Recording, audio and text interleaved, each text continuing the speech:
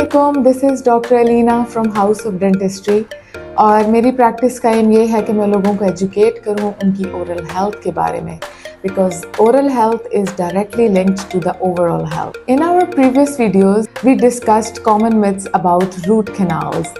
आज हम मज़ीद मिथ्स और मिसअंडरस्टैंडिंग्स के बारे में बात करेंगे। रूट कैनाल के बारे में ये मिथ भी सामने आई है कि लोगों को लगता है रूट कैनाल हो जाएगी, our tooth is fix, no further procedure is required. In reality root canal के बाद दांत ब्रिटल हो जाता है और उसके ऊपर क्राउन करवाना ज़रूरी होता है। इसकी वजह ये होती है कि जब आप खाना खाते हैं या च्यू करते हैं तो मैक्सिमम लोड खाने का, फोर्सेस का, वो आपके पोस्टीरियर टीथ पे, पीछे वाले दांतों पे लगता है।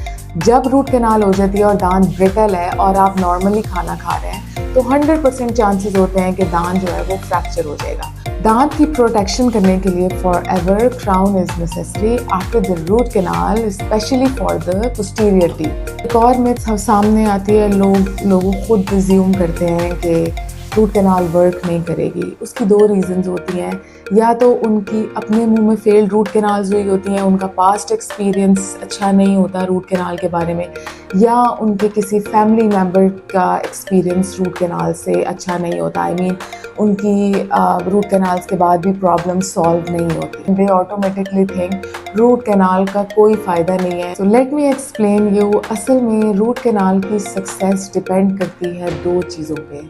Number 1 is the expertise of a dentist. अगर डेंटिस्ट एक्सपर्ट है इन रूट कैनाल्स देन आपकी रूट कैनाल सक्सेसफुल होगी।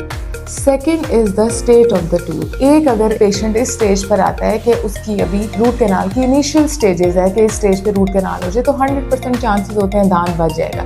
लेकिन अगर एक पेशेंट अपनी पेन को भी गुजार आया है, सारे स्टेजेस ऑफ रूट कैनाल्स को गुजार आया है, ऑलमोस्ट लास्ट स्टेज पर है, एंड देन अगर वो एक्सपेक्ट कर रहे हैं कि ये रूट कैनाल के बाद 100% टूथ सेफ हो जाएगा तो उसमें चांसेस कम होते हैं। Thank you.